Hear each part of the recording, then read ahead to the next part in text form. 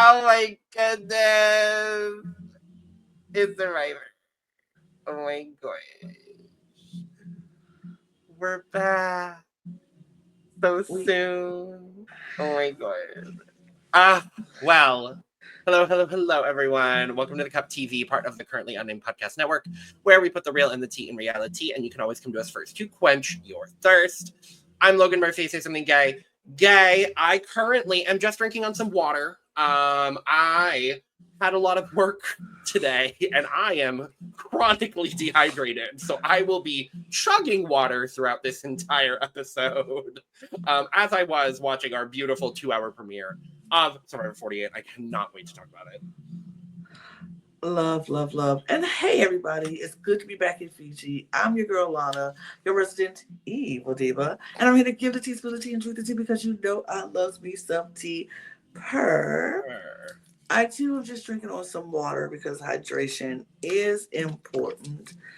But I also have my cup mug, which is also important. Me too. Oh my God, look at that. I guess we have a panel full of cup mugs, a panel full of cup mugs.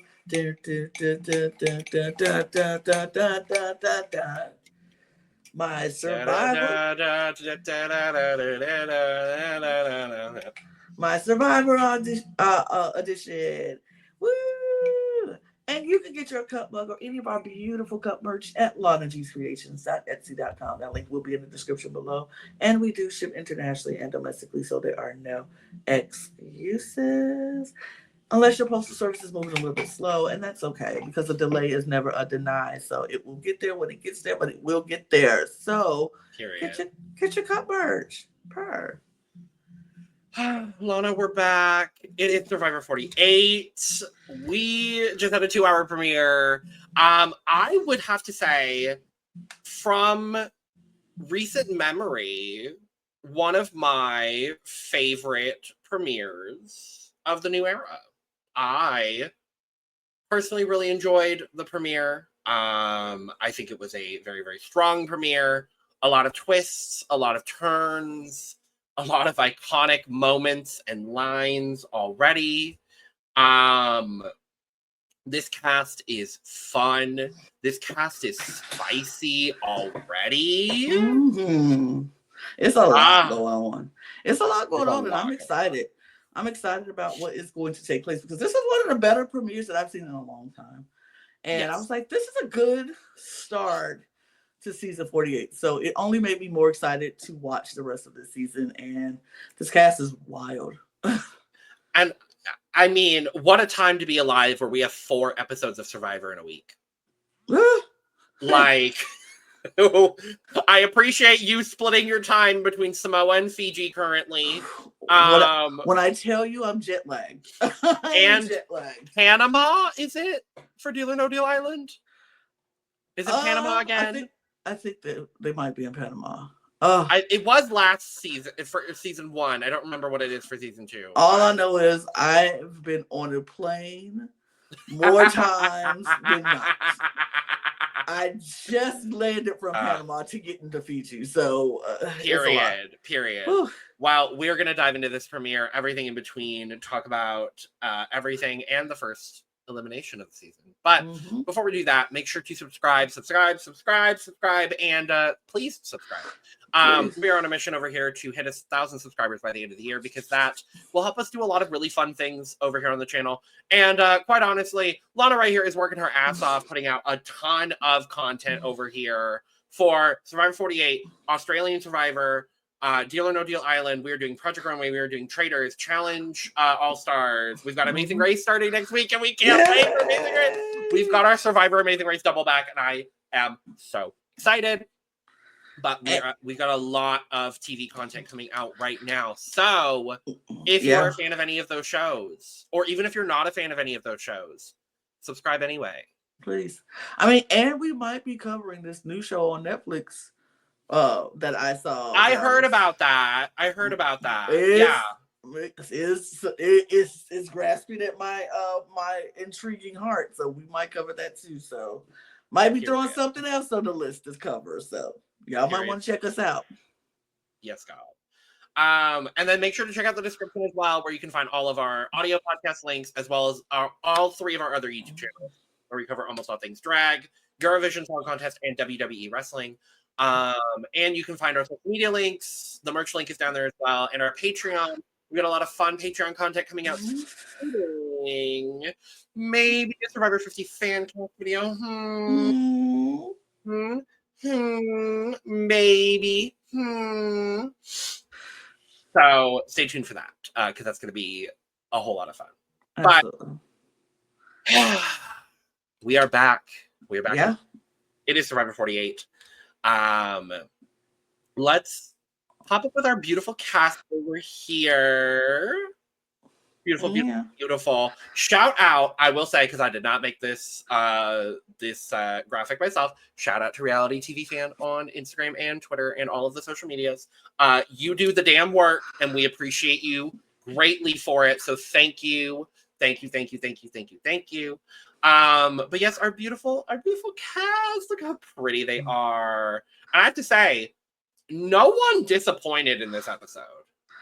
This had to be one of the most excitable casts coming into Survivor that I've seen. Like, they came in fired up, ready to go. They got off the boat, and they were like, they see Jeff. Jeff says, "Hey, everybody." And they're like, "Wow, yeah, woo!" Like, they were ready to go. And that's exciting. That's exciting to see in a new cast of people. And, like, they got excited, got me excited. So it was like, okay, let's do it. I wanted to look, because I shout out to Just Strategic on Twitter, who always comes out with confessional counts after the episodes. We'll talk about it, but a record was broken. Ooh. Because I wanted to look at confessional counts, because for this episode, I will say, this episode felt very even as far as the coverage that they gave everyone. No one came out of this episode with 0 confessionals, which I do appreciate. Some people much, much, much more than others. But yeah. So we start the episode. We start with this kind of montage shot diving into Fiji, but then we also get reaction shots to everyone finding out over Zoom that they've been cats. Yeah. And I was like, oh, that's a cute addition, a cute twist. Sure, totally. Jeff says it's the best initial reaction that he's ever seen. Okay. Cheering wise, I'm like, all right, cool. Cue Survivor fans coming up with a tier list of marooning reactions. I don't know. And then I always like to note down the people that Jeff asks the initial questions to at the marooning. Sometimes it's our friend Brandon Donlin, who didn't do nearly as well as we wanted him to do, or he wanted to do. But hey, we love Brandon all the same. And the 3 people that got questions were Mitch, Chrissy, and Kevin. I am not surprised whatsoever that Mitch got the first question, and I really appreciate that as well. Just right out the gate, like, hey, we're going to, because obviously Jeff's the producer. He knows Mitch. He knows that Mitch has a speech impediment. Right out the gate, we're going to let everybody know, hey, Mitch has a speech impediment, and I appreciate that. So it won't be a shocker or anything like that to anybody. And then the Survivor Amazon reference to Christy Smith. I was like, yes, Christy. I loved it. I loved every moment of it. I love that inspired him, what was it, 42 seasons later? What was Amazon? Season 6? He said it was like 20 years later. He was like, I know. I've been trying. You haven't cast me, Jeff. See, those are those moments where it's like, I'm already on the show. Jeff can't do anything now. Jeff put me on the show now, finally. If he's like, well, what took you so long? It's like, Jeff, I've been trying for however long. You haven't cast me. So if anyone should be at fault here, Jeff, why didn't you cast me before now? See, that snarky attitude is going to be why people be like, I want him gone. Well, yes, obviously. I'm never going to play Survivor. Survivor's not my game. Survivor's not my game. So I would never. But, but we also find out, and I didn't know this, because I genuinely thought, and this is no shade to Chrissy, who I will say after this episode I like a lot more than I thought I would. I thought Chrissy was a recruit. Full out. I thought, just based on her preseason press, like watching her video and reading her bio, like nothing screamed out to me that she was a day one Survivor fan. And so finding out she was like, no, I started watching 20 years ago, or 25 years ago, and now I'm here. I'm like, kind of wild, kind of crazy. Good for you, girl. Good for you, girl. And then we get Kevin's story about having watched Survivor with his dad. I love that. Great. Love it. And then shortly after, dislocates his shoulder. No big deal. We'll talk about it. Wild. But let's talk about the marooning challenge. Absolutely. Lana, we are there. So it is classic muddy net. We're grabbing 3 chests in pairs. Then 3 tribe members have to run back through the mud, up a ramp to get the keys to the chests, to unlock the chests, to get sandbags, to land sandbags on 3 raised platforms. First tribe to do it will get their basic supplies, and the other 2 tribes have to fight for theirs in another fashion. And the story of this challenge is kind of twofold.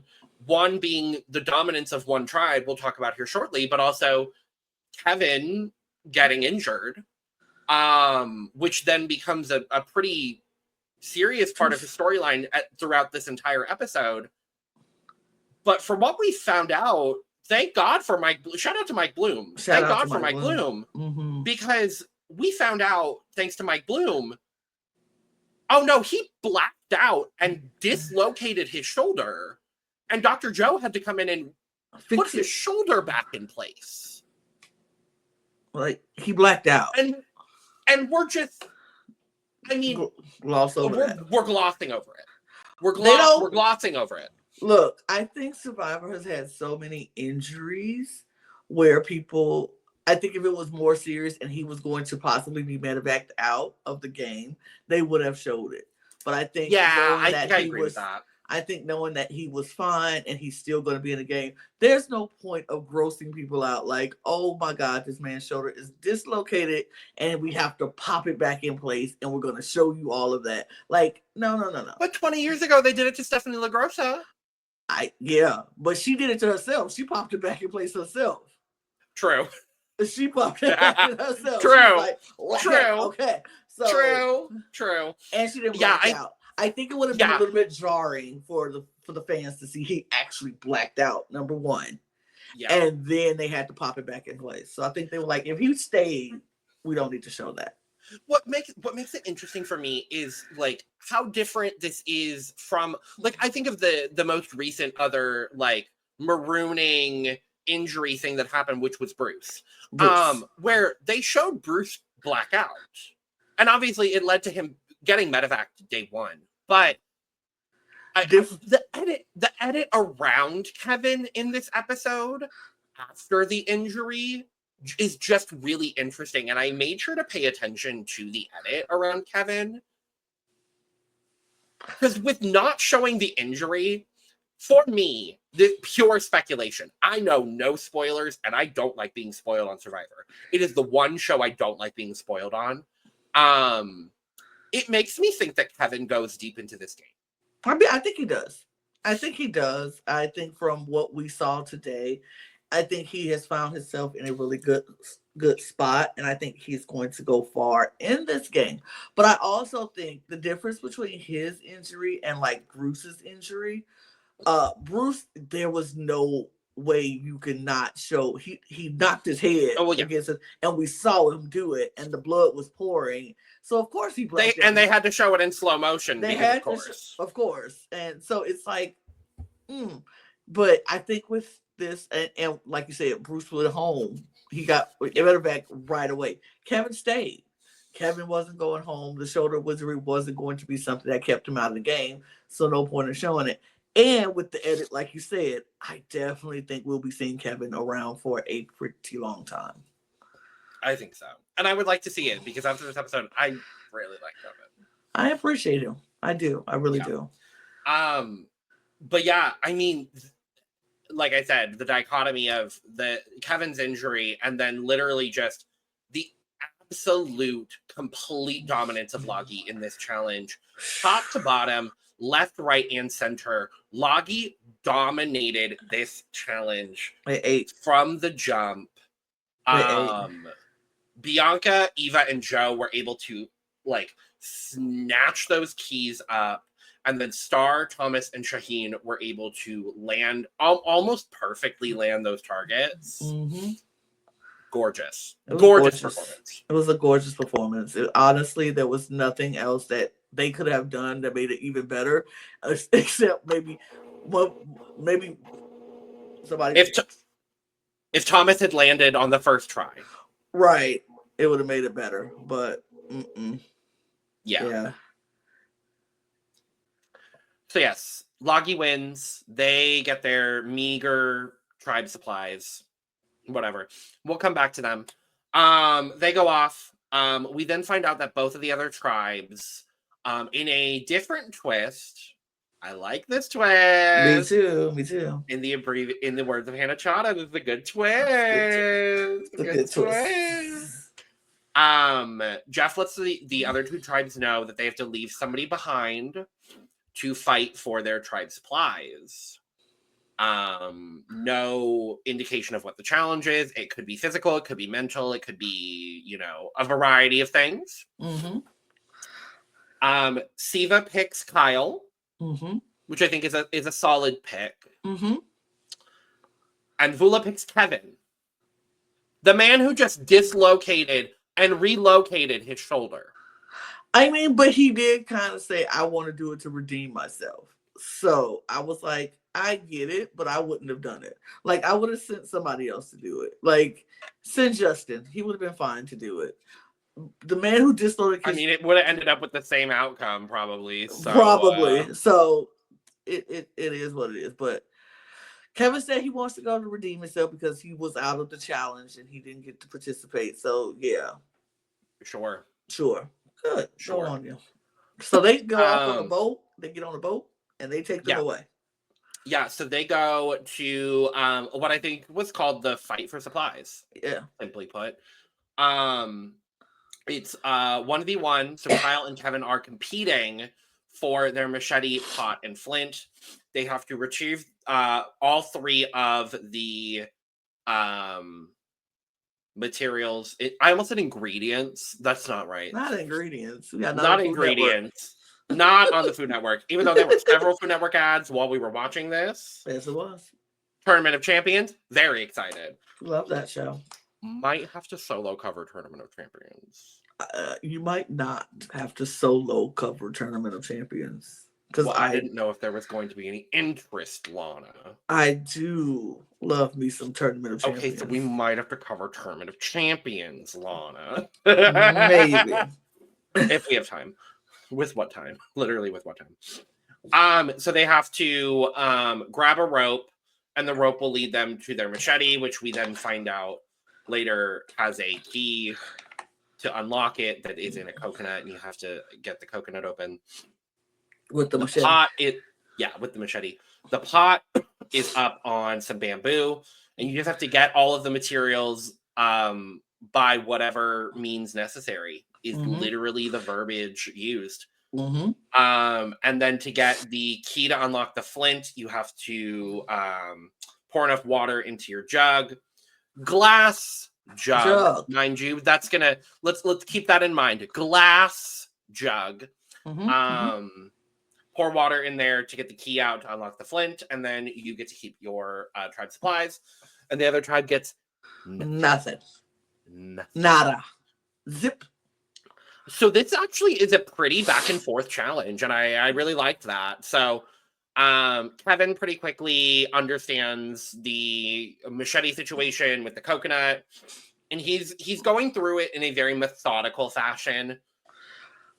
And Kyle is a Tasmanian devil. He's just like, whoa, whoa, whoa, whoa, whoa, whoa, and just. I'm like, there is a whole ass machete in the ground, sir. Don't hurt yourself. Right, don't have that machete fly up and stab you in the head, my guy. Like, calm down. Right. I just don't understand his thought process throughout this entire challenge, because he's just like all over the place. You know what I think it is?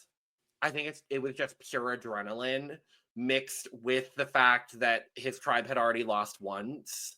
Mm-hmm. And we hear him talking confessional throughout this whole thing. He's like, my tribe has already lost once. I was part of that. I really can't afford to lose twice in the span of an hour. And then he did. What I did appreciate is when they got to the bamboo, they went two completely different strategies. Yes. And obviously, Kevin, with his shoulder, he's not going to hack at some bamboo with his probably non-dominant hand. Because I think it was his right shoulder that got dislocated and then relocated. Mm-hmm. Even though he did a few days later in the challenge. But that's beyond the point. Whatever. So he's trying to take some bamboo and like lift up the pot off of the bamboo. And Kyle's just like, nope, I'm ripping down the bamboo. And that's what I would have done. I'm about to say Hulk smash. Right. Like, literally, I don't need this bamboo. Bye. So Kyle gets to the water first. And he's kind of haphazardly throwing water into his jug. Kevin sees this, realizes that what Kyle is doing is not working. So Kevin is like, I'm going to be a little bit more methodical. I'm going to be a little bit slower. And I'm like, great, yes. And I was like, oh my God, they're about even. It's going to be really, really close to see who gets it. And then it's not even close whatsoever because Kyle breaks. He breaks the jar. Because he's running back and forth and just slamming this metal pot into a glass jar. A metal pot into a glass jar. I was like, what is wrong with you? I get having the adrenaline. I get it. I like Kyle. And I really, but I was like, dude, no. But here's why I did like Kyle, because he knew he lost. He knew that the competition was over. He physically couldn't complete the challenge. He couldn't complete the challenge at that point. The jar was broken, so there was nothing he could do. So what he decided to do, he knew Kevin had just gotten hurt and got his shoulder beat. So he went and started filling up Kevin's pot with him to help him and get the key and get the flint and go. And I was like, that is lovely. That was such an amazing thing. I love that so much. And I love that Kyle did that, and because that was a bonding thing with him and Kevin. And if something happens, a tribe swap or a merge happens, and Kyle and Kevin end up together, Kevin is not going to forget that. And that is going to be something that Kyle could use in building another relationship that he didn't have on his tribe. So I love that. I thought it was smart. I thought it was just kind and nice to do, but I also thought it was a very smart strategic thing to do as well. And that tells me a lot about the kind of player that Kyle is, and I really like that about the kind of player that Kyle is. I'm seeing a lot of good, positive things from Kyle so far in that regard, and I'm excited to see more. Absolutely. So they then go back to their respective tribes. They do their thing. So we then, for the bulk of the episode, kind of get this back and forth and back and forth and forth and back and forth and all around between our three tribes. We're getting, the initial tribe dynamics, things like that. I also didn't realize and we got this in the marooning, and I forgot to bring it up. Siva, Vula, and Lagi are just Fijian representations of the sun, moon, and the sky. Yeah. Mm-hmm. I like that. I like that too. I thought it was very nice. I like that.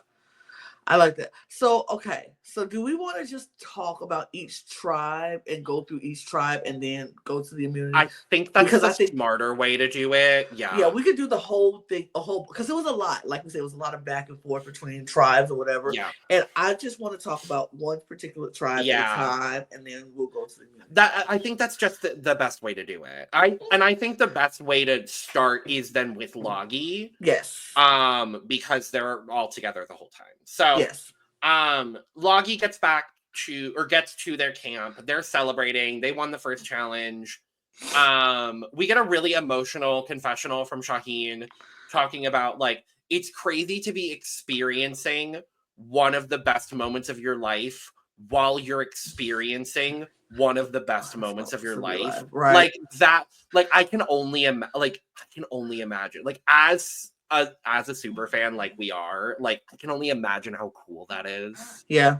I can imagine just being, when you want to be on the show or you've watched the show for so long and then you're like, now I'm finally here. You dreamed about it. You talked about it. You said you wanted to do it for so long. And then it's like, now I'm here. And you hit a moment to take all this in. Like, I'm on the beach at Survivor. And in his case, he was here a year ago as an alternate and went home. Right. Like, that's crazy. And not all of that, but then you win the first marooning challenge. So you're on you win the marooning, and you are the person that secured the win for your tribe at the marooning. Like, it's just like it can't get any better than that. It can't get any better than that. I have to say right off the bat, and I knew this would be the case, this is my favorite tribe. Yeah. Protect all 6 of these people with everything.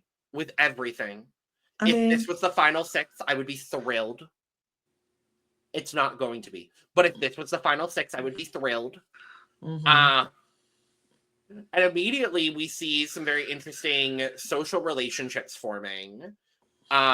Specifically, we get an immediate kind of ride or die duo situation between Thomas and Bianca, which I love. Big fan. And then we get a guys alliance. This is the first guys alliance I wasn't mad at. I am rooting for this guys alliance between Joe, Shaheen, and Thomas. I'm like, absolutely, because they called themselves the California Girls. We talk about how this tribe is they did not do a good job at distributing these people, because what do you mean you have 3 men from California on the same tribe? I mean, what do you mean?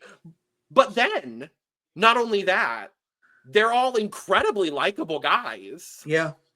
And then, cherry on top of it, they're all really nice to look at. So it's like, I'm not mad at this. I am not mad at this alliance. And there's a gay. So I'm going to be supporting the gay. I just think this is so good. It's interesting. I've never actually outed and said I'm going to cheer for a guy alliance, but this is a guys alliance. Who does that? Not who me. Are we? Who are we? Like, never in the history of this cup have we ever rooted for a guys alliance. But I'm rooting for them. Never. I like them. But I live. I like them. And I like most of the guys on this cast, if we're going to be honest. I'm liking the guys probably more than I'm liking the women. I like all of the guys to an extent. I gotta be honest. To an extent, yeah. And I like and we'll talk about David later. We'll talk about all of them, but I kind of like the guys more than I like the girls, and that is weird. A first. Weird. I've never said really that in my strange, life. Lana. I don't know who we are. I don't even know how to do this anymore. This season has just flipped my whole thing upside down. But the 3 guys bond together, and they're like coming up with how to build the shelter, and they just bond, and it's so organic and cute. It's not forced like most guys alliances seem like. Yep. And so I was like, I don't know. I kind of like this. And within the first, I think it was like 20 or 25 minutes, Thomas gave me the line of the episode. Actually, no, there's two. So Thomas gave me the first line of the episode. When they're putting together the shelter, he goes, "It's one of the kinkier things I've done with two dudes." Thank you, Survivor, for casting a WeHo gay on this season of Survivor. Thank you. Thank you. Sure. Thank you. I think he's gonna be the confessional queen of the season. He's definitely going to I think he's going to be the one-liner queen of the season. He's going to give us a bunch of one-liners just so we go like, and I'm thrilled. You're wild. But yeah, they do that. But then we see Eva is just moving like an Energizer bunny. She is the freaking Energizer bunny. She's the youngest person on the tribe. She's the youngest person in the game. And so she's like, I have to, show my worth here because I am the youngest person in the game, blah, blah, blah. So I'm going to just go do what I do. And this helps me with my autism find some structure and how to, get some structure and know like, okay, I'm getting bamboo. And baby, when I tell you she got so much bamboo, she was back and forth and back and forth and back and forth and back and forth. I was like, she is the energizer. She is making me tired. I loved it. Yeah, so we got kind of throughout the whole thing, we got Eva talking about her story of getting diagnosed with autism at a young age. We then see her kind of being like, trust is very important for me. Lying is like not something that I'm going to be able to recognize very easily. Mm-hmm. And so I need to find someone that I know I can like be loyal to in that like very ride or die situation. He latches onto Joe very quickly, which I mean, I think is a great perfect option. Choice. Perfect choice. And then as the episode goes on, we get, I think this is on day 2, Eva decides, as she's kind of being considered as for part of like the fourth member of the California girls, because the guys are realizing, oh well, we need a majority, so who do we want to pull in basically? Who do we want to put in, Eva or Bianca? Star was never even an option, unfortunately,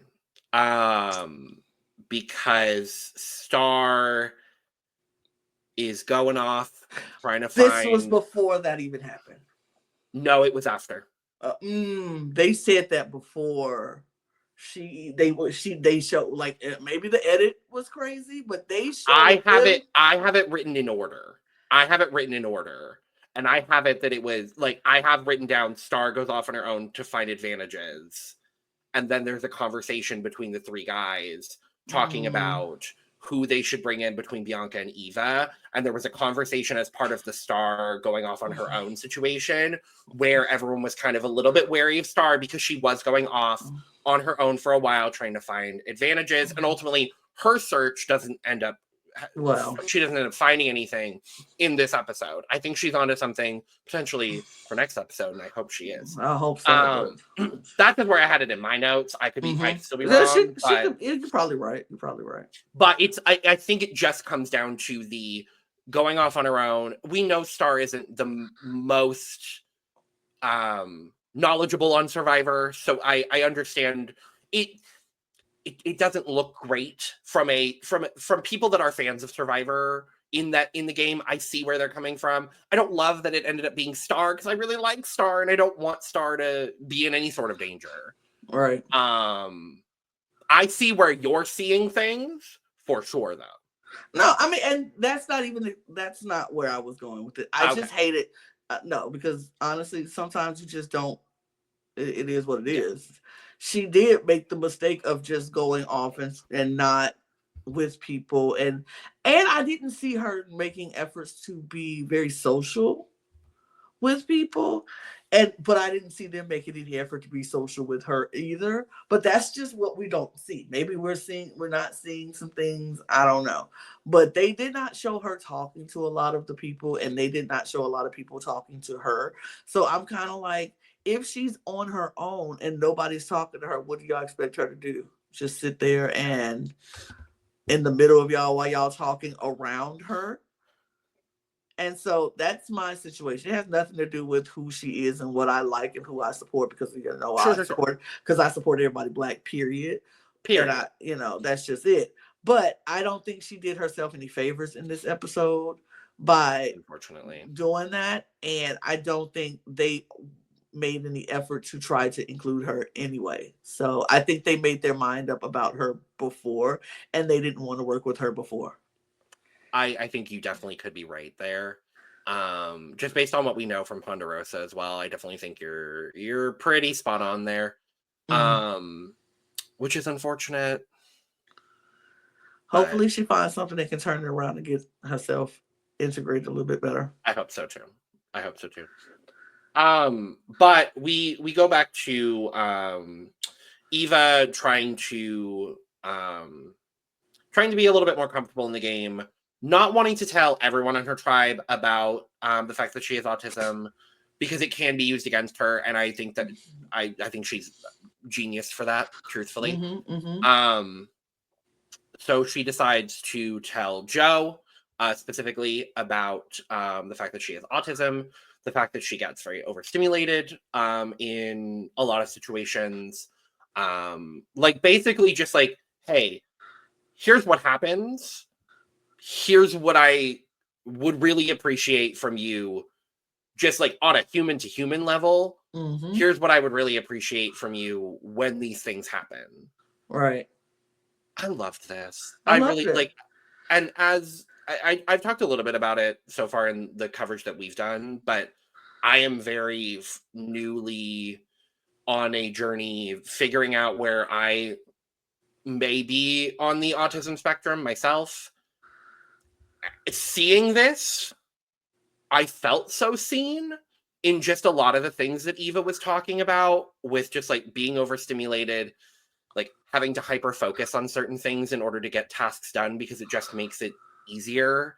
And like being able to do that, having specific, like when she talked about like the thing to snap her out of her brain cycle being just like squeezing her hands, I was like I had a moment of like, oh no, that is something that like also helps me. Like I genuinely cried, because I was like, and the last couple of months have been like a whole journey for me as well with that. So just seeing her on TV talking so openly and so proudly about it, being like, this is what I deal with, I use it as a superpower. It's remarkably inspiring, and it was just really nice to see as someone that's realizing that is also part of their own life. It's really affirming to see. So thanks, Eva, and Joe for that matter. They're both incredible for this. I loved this moment. I mean, I think it's so great to see something like that, especially coming from Eva, who is out here doing this and, trying to show that people with autism, they can overcome a lot of things. Some people with autism can't. And that's fine, because their autism is debilitating. Like, they just can't do anything besides. It's a spectrum for a reason. Exactly. But some people can. So you have to know what you are capable of. And she has shown that she's capable of doing a whole lot more, playing men's hockey and doing that thing. She's capable of doing a lot. And I love that for her. But in this instance, it also shows people like Joe, to show people you can help. You don't have to look at someone who's dealing with this and be like, oh, I'm freaking out. I don't know what to do with that. Like, it's not somebody who's having moments and doing it. That's not a reason why we have to just not deal with that. Like, I don't want to deal with that. I can't deal with this person. You got autism, you got to go. Like, we can't do that. It's things you could do to help and make things easier for that person. And it doesn't take a whole lot. Like she was like, when I get into a point and I'm hyper fixating on something and I'm squeezing my hand or whatever, just take my hand and squeeze it.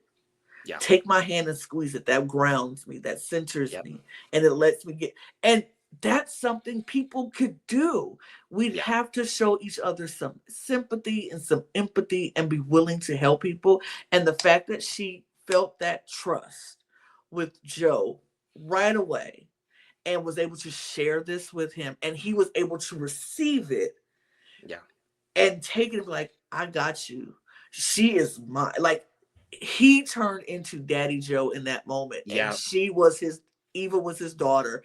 And he was like, I will take you and take care of you and make sure that you are fine in this game. And it doesn't matter if I lose this game because of it. It doesn't matter if they send me home because of it. I am going to make sure you're okay. And that just touched my whole spirit and my heart. I was like, that is so, because it's so many people dealing with things and who are on the spectrum who just want to feel normal. That's all. They just want to feel like they fit in this crazy world that we live in. And if you are not on the spectrum and you're always treating them like they are not normal, and then you get upset when they act out, and it's like, well, you're not treating them like they are, like you're acting like something's wrong with them, and it's nothing wrong with them. It is nothing wrong with them. They just have a different way of thinking.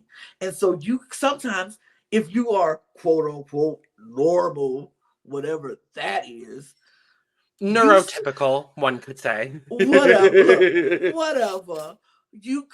sometimes you can take your brain and adjust it a little bit to help those who you think are not normal. It doesn't take that much. And I love seeing this between Joe and Eva.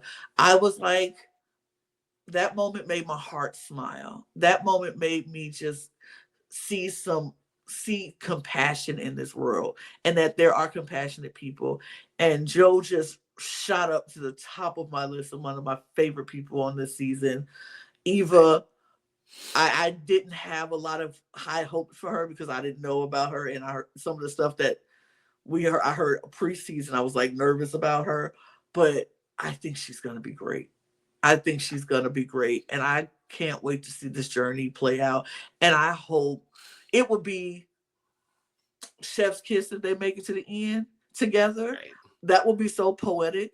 But, I still want somebody black. Just me. But I do love them. I love Joe. I like Eva. I like this. I like that moment. But also this whole tribe. I do like this tribe. This whole tribe. I like this. I like Bianca. I was like, oh, I really like her. Adore Bianca. I like Star, even though she didn't have a good episode. I think Thomas is so fun. So fun. I need to see a little bit more from Shy, but I call him Shy because we're close that way. Okay. Me and him are like this. No, I'm just kidding. I didn't want to butcher his name. Shaheen. But me and Shaheen, I like Shaheen. I want to see a little bit. I want to see a little bit more from Shaheen, but I do like him. This tribe is probably my favorite. Yeah, as a whole, this is probably my favorite tribe. This might be my favorite, starting six of any New Era season. Oh, okay. Maybe Zith and Ua from 41. Okay. The disaster tribe. Oh no. Oh. The one that just ended with Shannon Ricard. Oh well. But I liked everyone on that tribe. That is true. I think so that was all we had from Loggy before the challenge. I think the smarter way to go next would be to go to Siva. Yeah. I think Siva's the best way to go. Because there's a lot happening over there on Vula. There is a lot happening on Vula that we kind of have to talk about in one chunk. So, a lot of the storyline, as far as Siva is concerned, this episode revolves around David. Yeah, a lot. David is, obviously coming across as this big jock man with muscles and looks like a Greek god and could be a model and he's a stunt performer. And then I watched this episode and I was like, wait, you're kind of just a normal person. He's not a bro. No. He's not I have to say, I kind of liked David. I'm kind of happy that I did what I did, and I liked him too. I mean, it does not hurt that he's hot. Very nice to look. Oh my God. Very hot. He's very hot. Oh, I mean, he's not the hottest on this season for me. Mm-hmm. I would say of the men, I mean, all of them are attractive. Let's be honest. All of the men this season are attractive. I would say he's third. Okay. For me. Okay. Personally, but that's just me. Okay. But he's hoping that people will like look past the muscles and see that there's like an actual like good ally in there, whatever. And right before Kyle gets back from the I was about to say journey, it wasn't a journey. From the challenge, whatever. David and Mitch are noticing some symbols around camp. Mm-hmm. And they kind of unwrap this like twine situation and realize that there is an S on this tree. Mm-hmm. I hope that all of these symbols were made with eco-friendly materials, because if they just damaged the islands of Fiji, I think it was eco-friendly for an advantage. I would hope so. I would think so. I think they certainly hope so. I think that stuff washes right away. Wash off. But yeah, so they notice these things. Kyle comes back. He tells them, "Oh, I didn't get the stuff," and everyone's like, "It's fine, whatever." David immediately is like, "No, I believe every single thing Kyle is saying. I trust Kyle." I'm like, okay. Then. I mean, Kyle didn't come in with the whole like weird story. There wasn't much to say because it wasn't a journey. Like, yeah. And then bless David. Bless your heart, David. Then decides to tell everyone about all of the symbols that him and Mitch have found. Yeah. And I'm like, oh, I forgot. Yeah, he hasn't watched. Yeah, he doesn't watch the show. He doesn't. He'll learn. I found out while watching, I think it was while watching the RHAP draft, that David didn't know Jeff Probst by last name until he got to the island. Like, didn't know who Jeff Probst was. Knew Jeff, but not Jeff Probst. I'm like, oh God, okay, well that bodes well. He needs to be a personality. He needs that because he doesn't know the show, so he has to go with charm.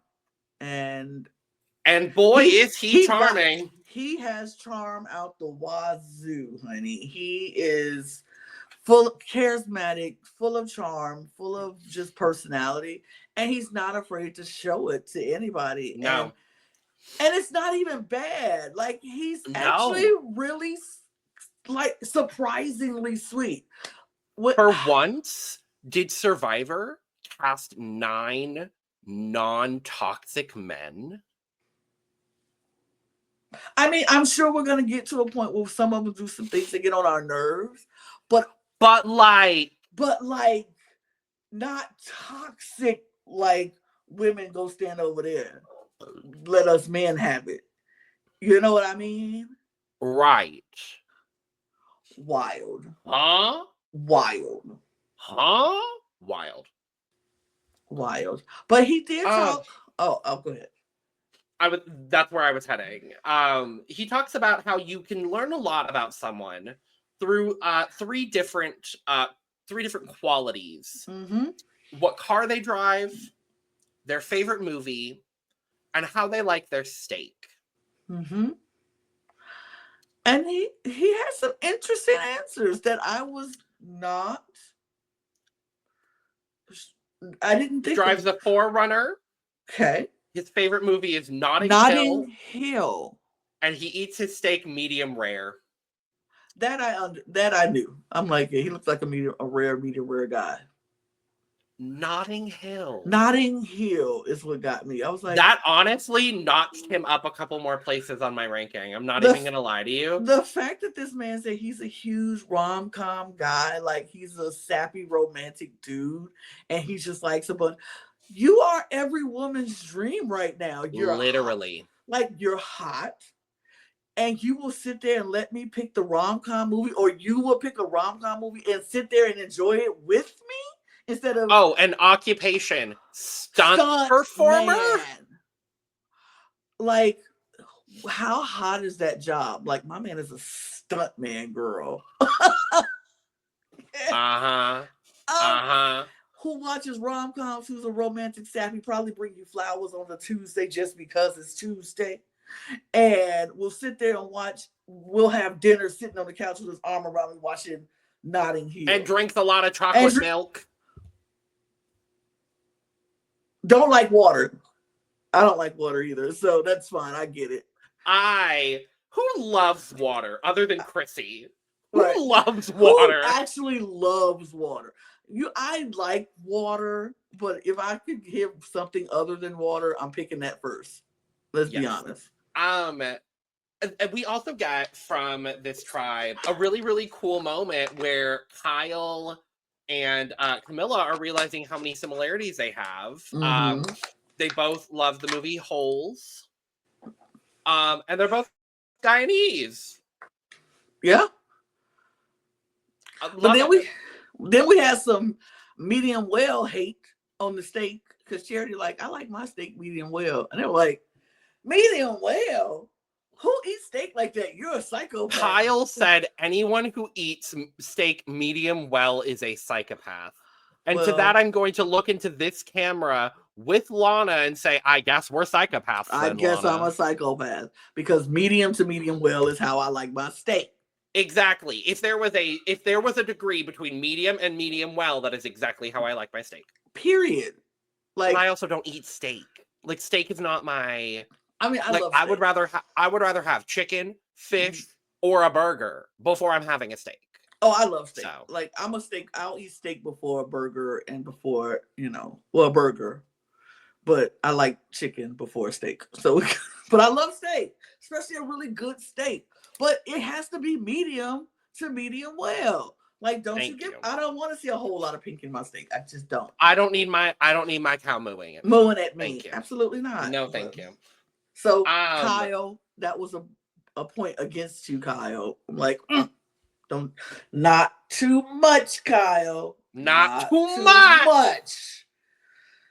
And speaking of not too much, Camilla. Not too much. But I'm living for it. So Camilla, I love Camilla. I love Camilla right off the bat. Loving Camilla. She's like, I'm coming in, I'm building chaos. Because I know right now I am 5'1". I am perceived as the weakest on this tribe. I am going to have to do anything in order to get a target off my back. Yeah. So, it makes sense, but I hate it. So Camilla and Charity are having a conversation. And Charity is like, I'm not too sure about Kyle. I mean, he lost the challenge. And Charity didn't even say anything remotely negative, honestly. She literally said he might have something. He came back with nothing. He might have something. Camilla went ahead and twisted that up. So Kyle told him directly what Charity said. They bring in Chrissy to this conversation. And I love Chrissy because she's like, no, did she say anything about me? And I was like, no, Chrissy, no one's going to say anything about me. Really liking Chrissy so far, too. She just seems sweet and earnest. She seems sweet and earnest. I like it. And Camilla, twisting up this whole story about Charity, turns into her landing into a 4-person alliance with her, Kyle, David, and Chrissy. It's wild. And I'm gonna say this right now here on Beyonce's internet.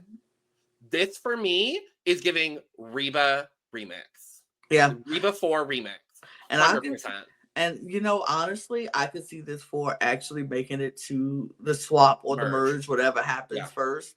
I think this four could make it if they go to merge, right from no swapping, just merge. I think this four can make it. I honestly do, because I could see the way they have it set up already. Charity is already getting the brunt of everything. So if something happens and they lose the challenge, Charity's going to be first. And that four is going to send her out the door. And then that sucks because the other person not in their alliance is Mitch. And I don't want Mitch to go. I don't want Mitch to go either. I don't want either one of them to go, honestly. I want this tribe to stay intact because I really love this tribe too. Yeah.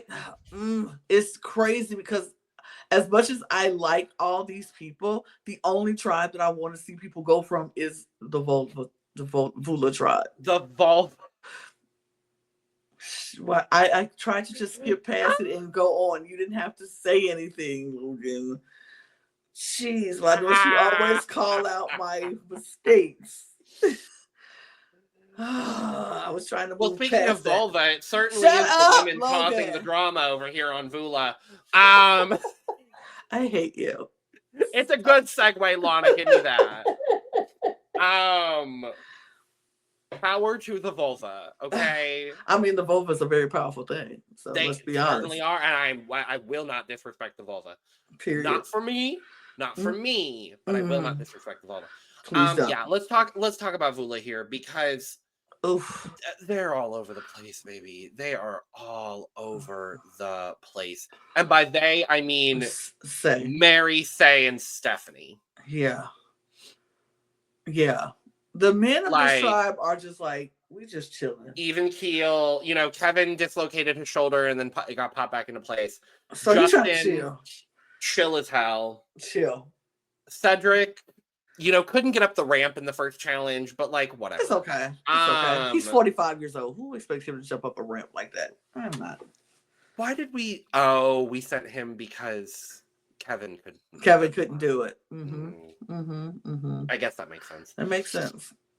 I wrote in my notes the first thing we see when we go to Vula is Stephanie is immediately doing too much, and then talks about trying not to do too much. I'm gonna sit on my hands and just not do anything because I really want to do stuff, but I'm not gonna do it. And I was like, oh, okay. And then I wrote down, but Say is also doing a lot. Say is doing a whole lot. Say is doing a lot. This is what I didn't understand, which with Stephanie and with Say and with Mary, to be honest. So they're sitting on the beach together and they're talking, and it felt like, and we found out later why, but it felt like Mary and Stephanie just were not feeling Say, and it felt like Say was not feeling either one of them. She tried to talk to them, was like, we need to talk. We should talk. And they're like, talk about what? And I'm like, what do you mean talk about what? She's trying to start game talk with y'all. And I'm like, we just want to sit here. And to me, that just puts Say on notice, like, okay, they don't want to talk to me. And so I was like, I don't know if Say was doing the most. I just think she felt the vibe that they didn't want to talk to her. Here's the other thing. I don't think any of these women have extensive Survivor knowledge. At all. So I honestly, given that lens, because Say was the person that only brought up Survivor 42 in her preseason stuff. Stephanie, I don't really remember having a whole lot of Survivor referential things. No, she had a couple of deep cuts, so she might have a little bit more Survivor knowledge than everybody else.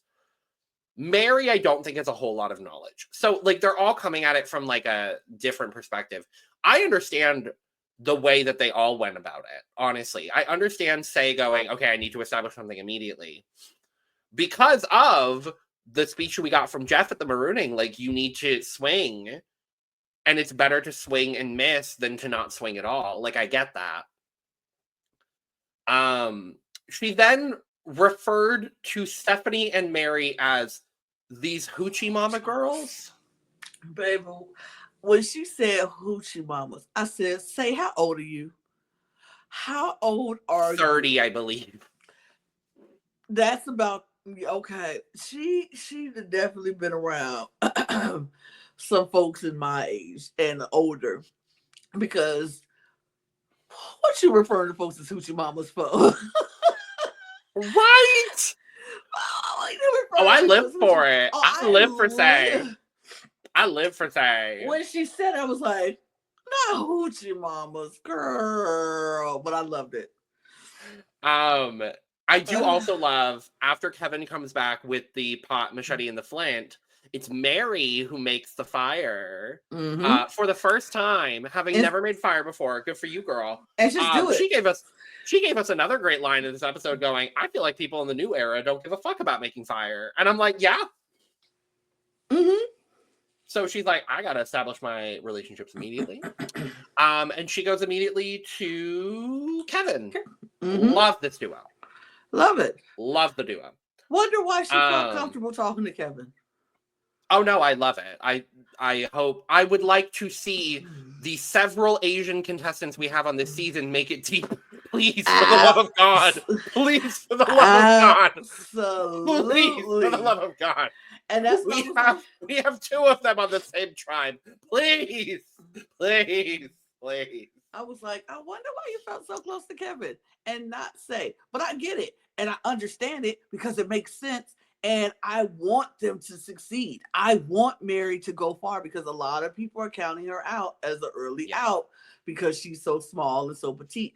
But I like her and I want her to go too far. Excuse me. I agree with you completely.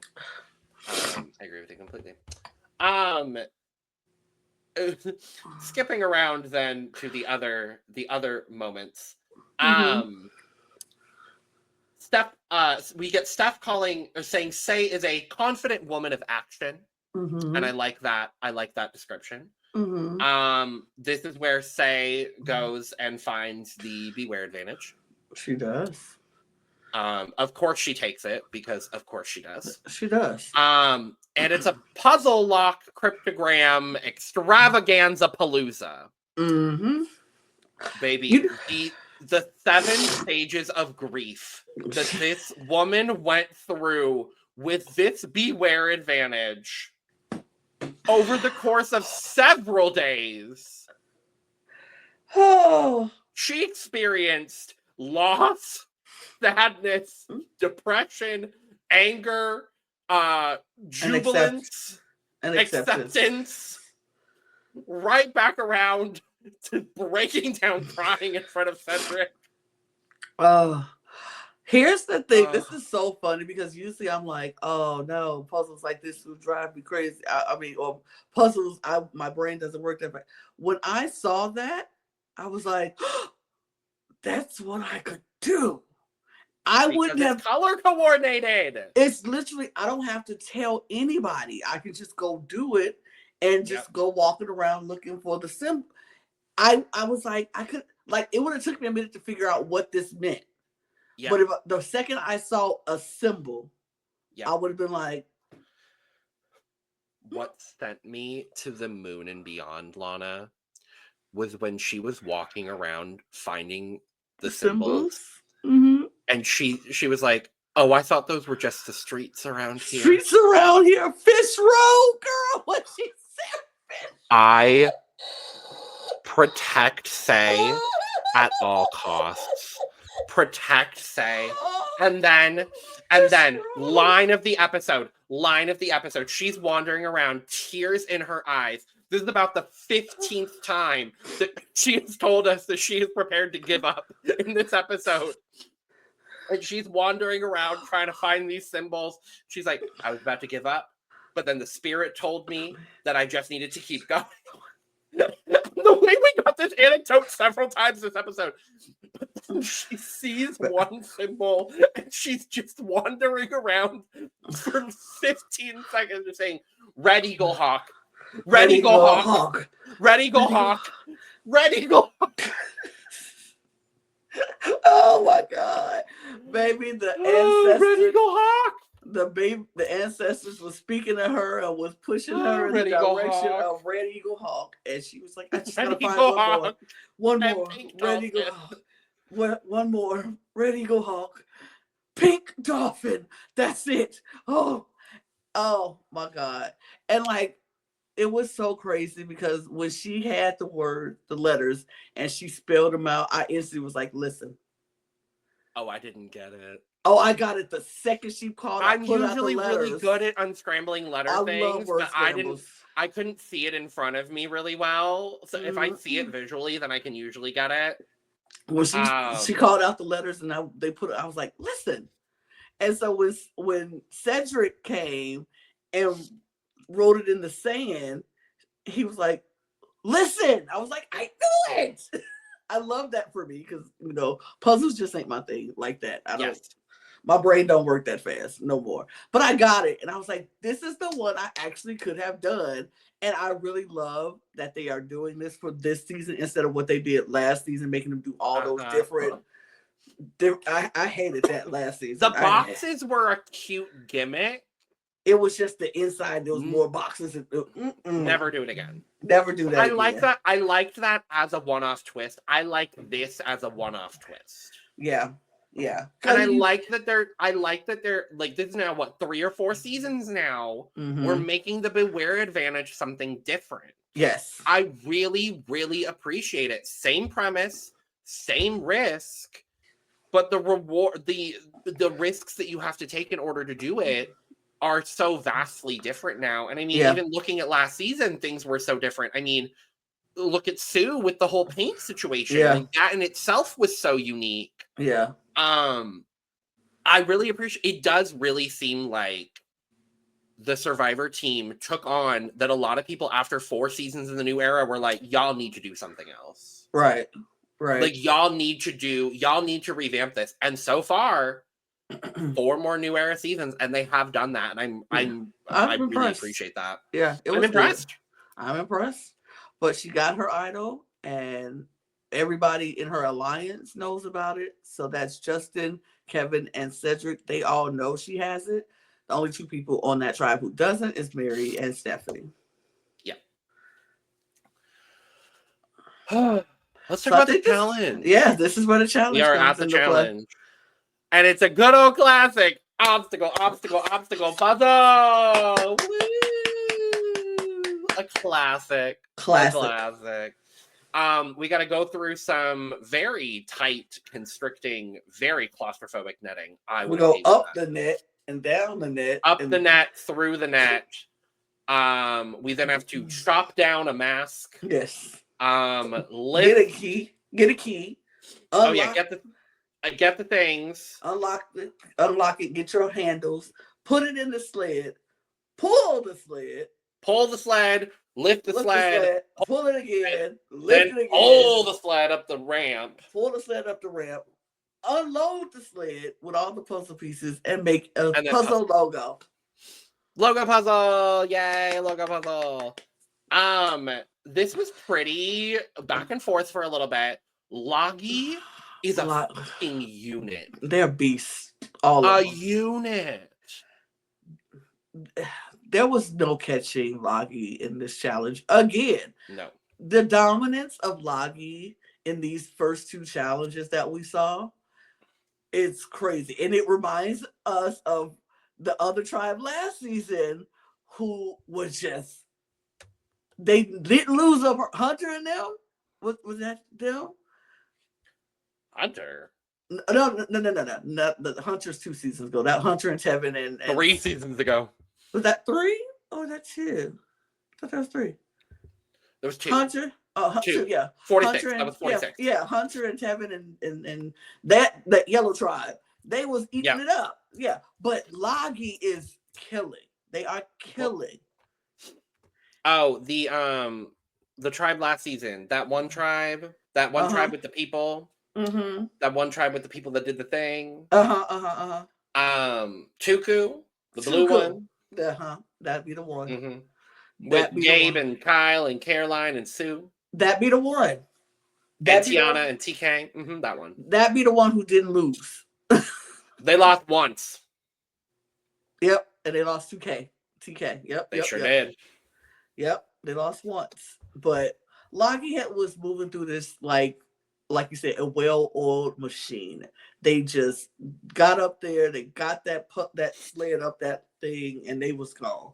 And they started putting their puzzles together. Everybody else was closer this time. Closer. And it ended up being Siva that actually makes it up the ramp first and gets to the puzzle first. Yes. But Vula comes in and catches them at the puzzle, and then they start. And then it's kind of a three-way race for the puzzle. We've got Bianca and Thomas for Loggy. We've got Kevin and Stephanie for Vula, and then we've got Charity and Chrissy and Camilla. Yes, Chrissy and Camilla. Yeah, Bianca and Thomas beasted the hell out of this puzzle. Period. Point blank. Beast. Period. So they've got the strength, the puzzles, the endurance. So there you've got everything. Cool, great. I'm not going to be worried too much about this tribe. Great, got it, cool. And then it's very back and forth. Yes. Between Siva and Vula. And it's back and forth. And it's back and forth. And I was like, oh no. Oh, gosh. Siva's going to lose. And Charity's going to go home first. That's what I said. No, we can't have this happen. Only for another white blonde woman to go home first. But that's more okay with me. But then Chrissy and Camilla kicked it into high gear. And Kevin and Stephanie lost all momentum, and it ends up Loggy and Siva are our immunity winners. These immunity idols, by the way, cute. Gorge, best immunity idols I've seen on U.S. Survivor in a minute. Very good. So cute. Good Very job. Pretty. Good job. Good job, art team. Good job, art team. I hope the necklace is just as cute. Oh, it's the necklace. It's one or the other. Either the necklace is good or the tribal immunities are good. So, we'll see. But yeah, that does mean that Vula's going to tribal. Yeah. And this is literally just, all right, who's going home between Say and Stephanie? Yep. Because we've got Say and Cedric on one side, Mary and Stephanie on the other side, Justin and Kevin in the middle. Yeah. And Kevin was already approached by Mary. Him and Mary already have their sad thing going anyway. And so Mary was like, me, you, and then Stephanie and Justin, we can make a great four. But Kevin also had Say, Cedric, Justin, and himself in a four. Yeah.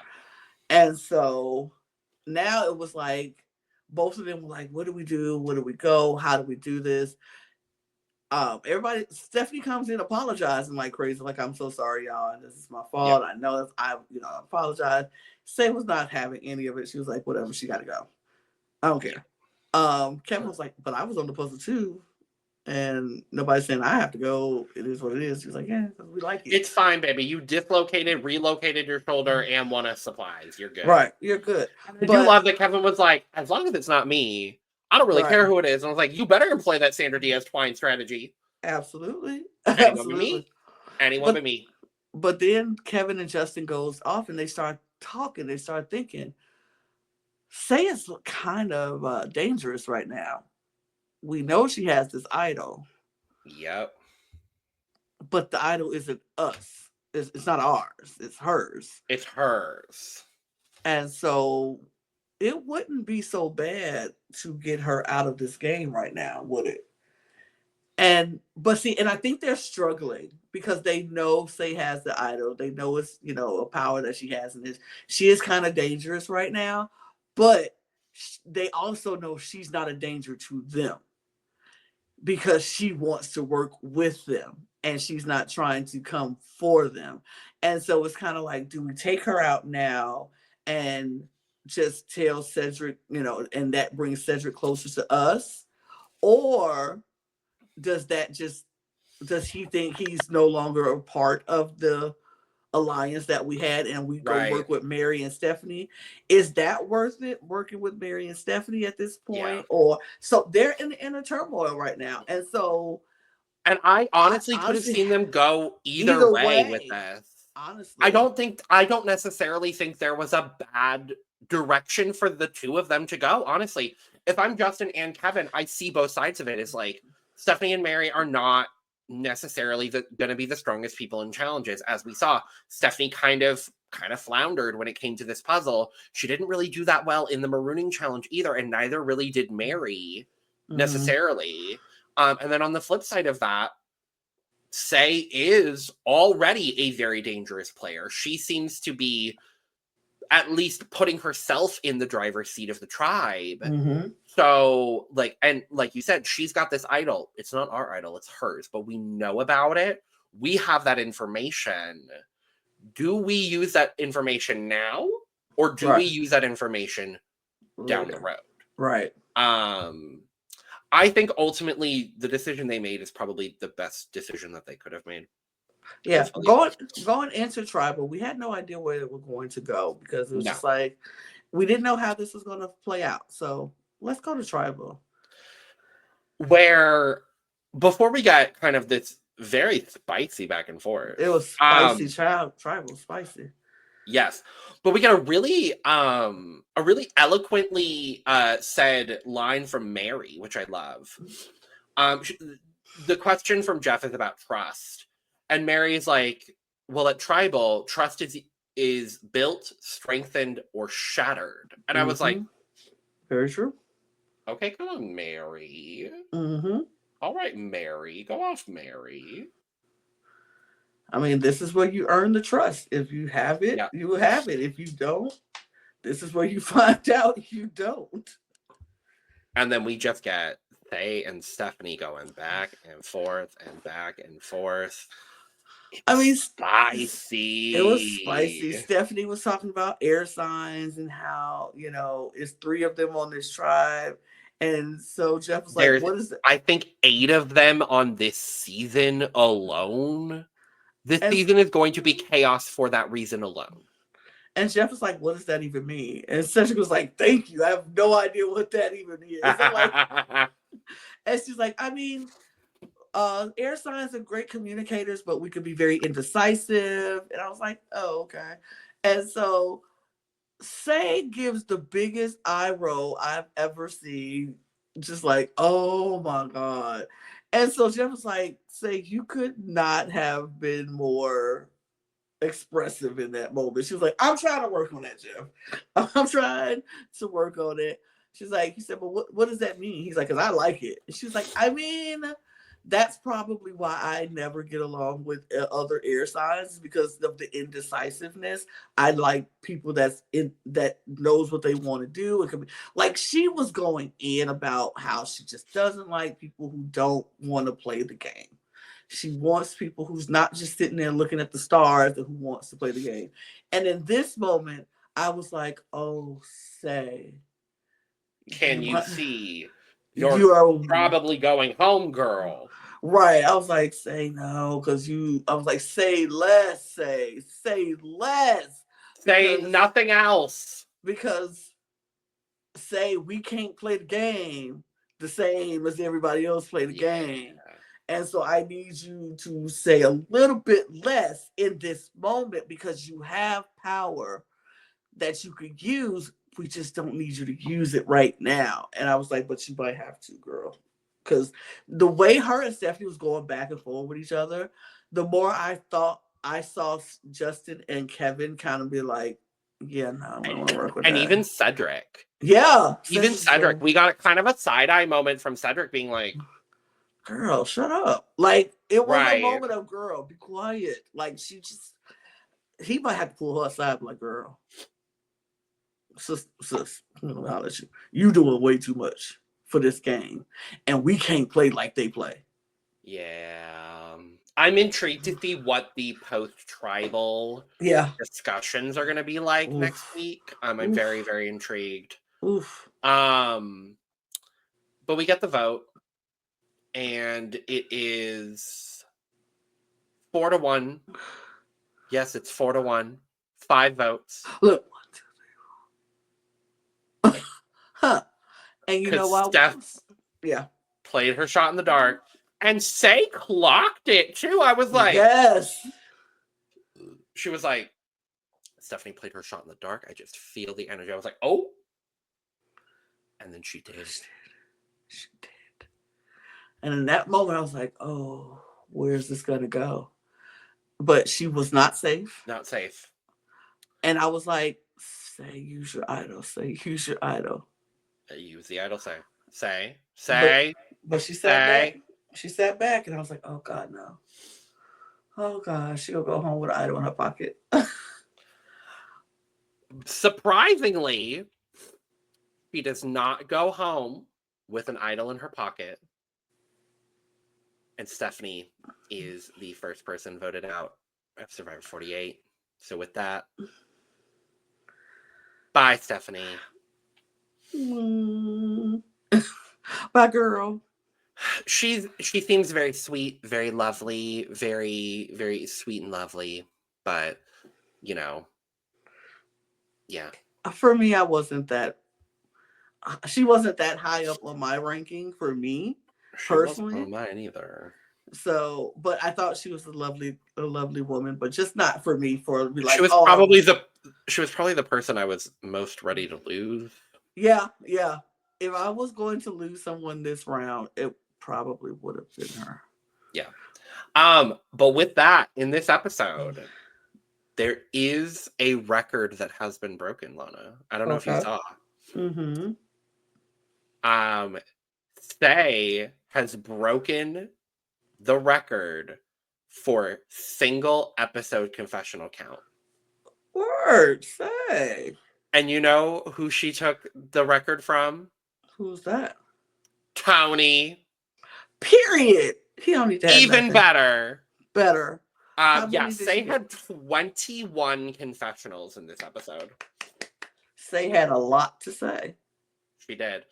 No one came out of this episode without a confessional, which I appreciate. Though we do have Bianca and Chrissy only with one each. Beyond Say, Kevin had the second most, which makes sense. With 13. And then Kyle had the third most with 10. Makes sense. So. Mm-hmm. Well, good on them. Yeah. But with that, it means, Lana, our drafts are still intact. We are still good. My thought process at drafting 3 Loggy members is paying dividends right now. And I'm happy about it. Yeah, you did that. I think I'm in a really good position draft-wise. Honestly, I think I'm in a really good spot, in a really good position. I think I might lose my women, but I think my men are good. And I'm worried for Jack. Yeah, I'm worried for Jack. I'm worried for Jack. But he got Thomas, so I think he's good. Thomas and Justin. But yeah. Thomas, Justin, and 4 chaotic women. Whew. I did not realize he had all of the women. Oh, I did. Vula. Oh, I did. Well, Vula. Well, Vula. Well, Jack. Well, Julie. Lord.